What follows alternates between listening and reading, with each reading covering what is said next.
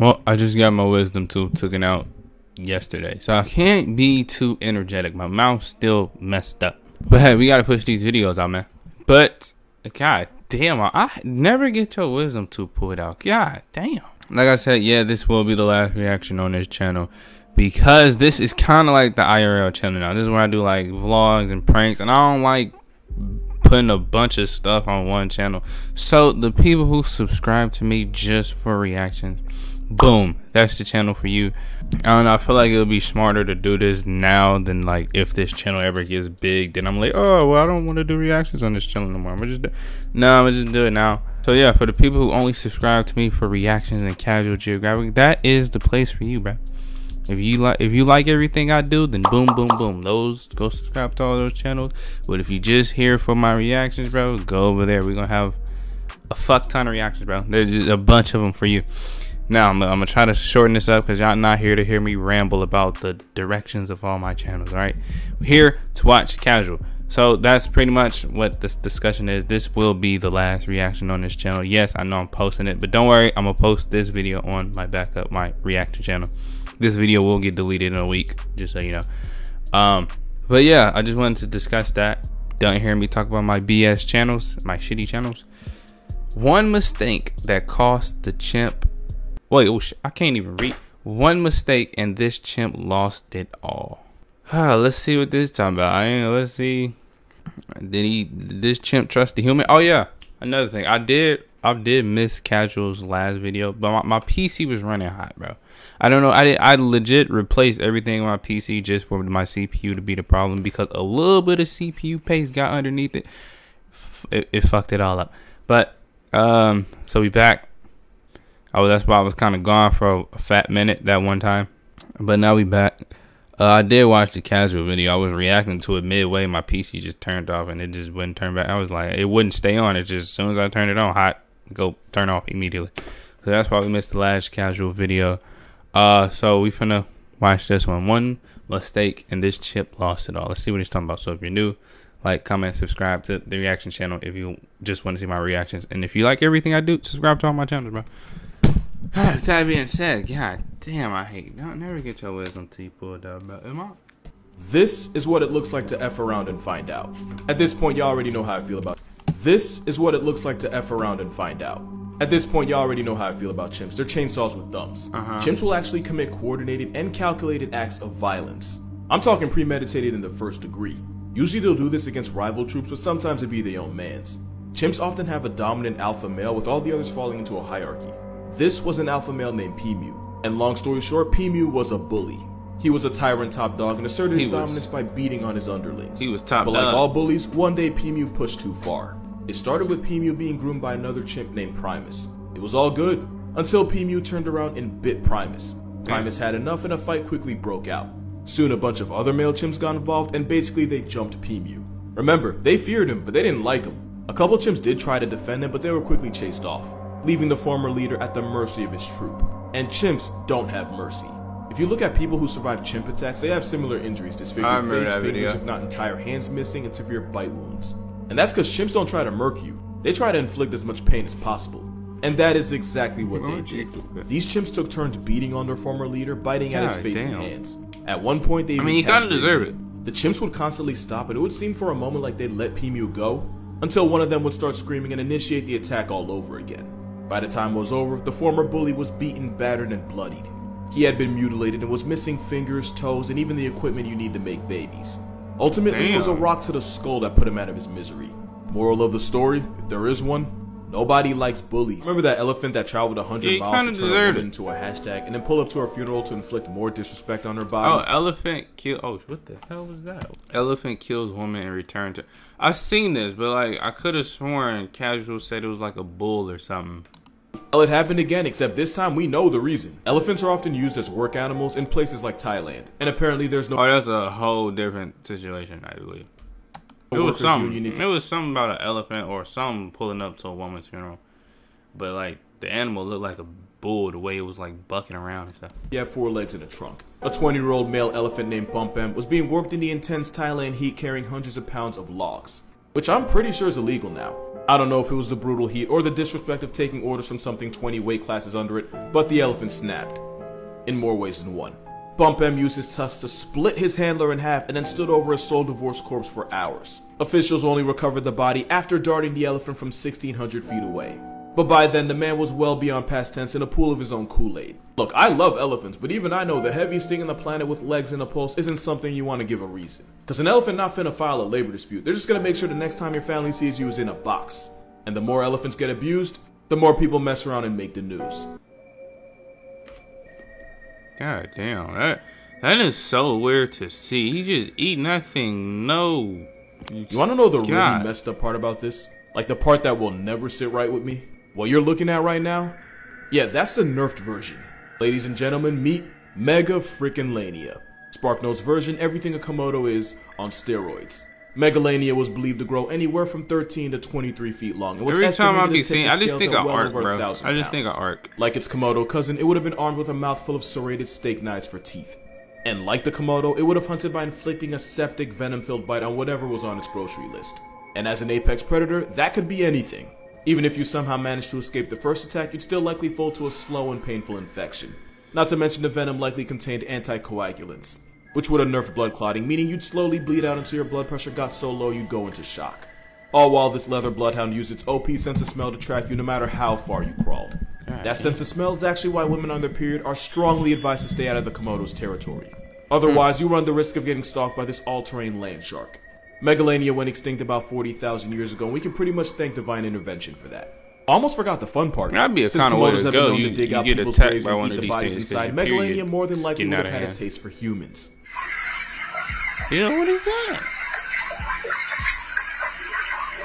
It's a salamander. Specifically a giant Chinese salamander. The biggest ones can be over 100 pounds and max out at about slimy and good. The biggest one ever recorded was about 6 feet long. I'm not even 6 feet long unless I'm lying to somebody. In China, it's also sometimes called the baby fish. And that's because it can make a sound almost identical to that of a crying baby.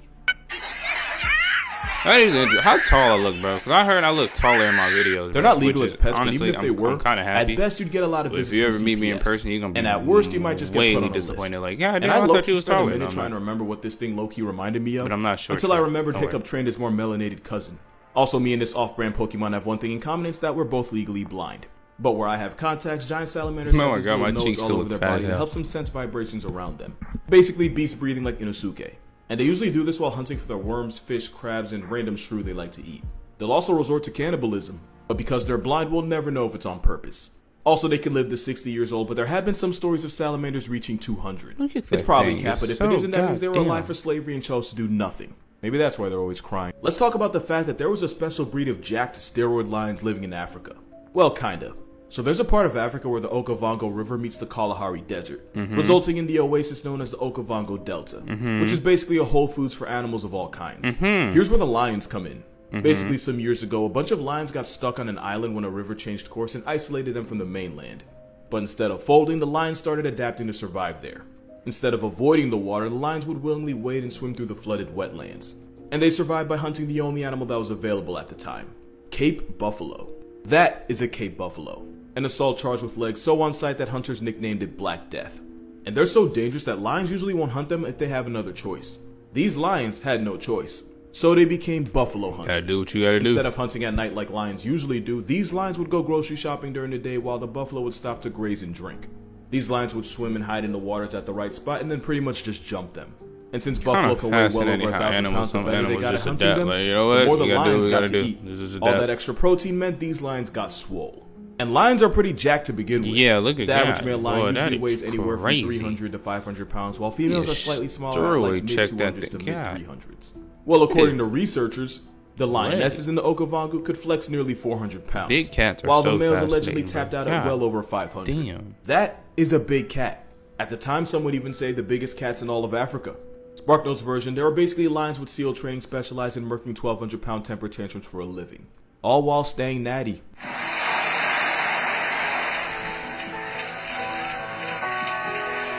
That is the biggest animal you've never heard of.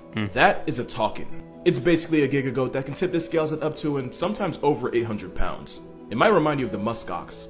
Even though at a family reunion, the takin would sit right next to sheep. Their entire bodies are covered in an oil that smells a lot like burning rubber. I just thought, like, what's the heck? Well, I don't know why my camera's doing this. I don't even have a hotkey to do that. Anyway, what is the heaviest dog? I want to see, what is the heaviest dog? I don't know. Oh, Saint Bernard weighs between 63 and 100 kilograms, which is 140 pounds and 220 pounds. It's a big ass dog. This thing's 800 pounds. They use that to mark their territory by rubbing up against something like a tree. It also helps protect them against the rain. If you've never seen one before, it's probably because they're only found in places in South Asia like Bhutan and parts of China. Also, they can live 12,000 feet above sea level. They use that big nose to heat up air before it gets into their lungs. It's also why it looks like a moose that lost a fight to a beehive, which is actually how some biologists first described it. They're not usually dangerous to people, unless you give one a reason. In 2007, a Takin broke into a man's house, hit, sticked him, and proceeded to injure 8 more people, including a pregnant woman. That is a Takin with a reason. But for the most part, they're pretty chill. The more you know. A man exploring a wooded area came across animals that he was fairly certain it was a bear.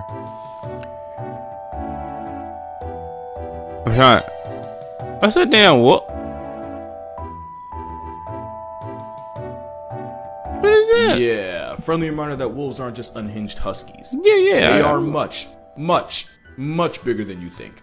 As big as you think they are, they will find a way to be bigger. This is a husky. This is a husky next to a wolf. And if you're talking about the biggest wolf in the world, you're probably talking about the timber wolf. I thought that was, ain't that like rare though for wolves to get that big? Like they can be that big. And they can weigh up to 100 it's not common. Something pounds.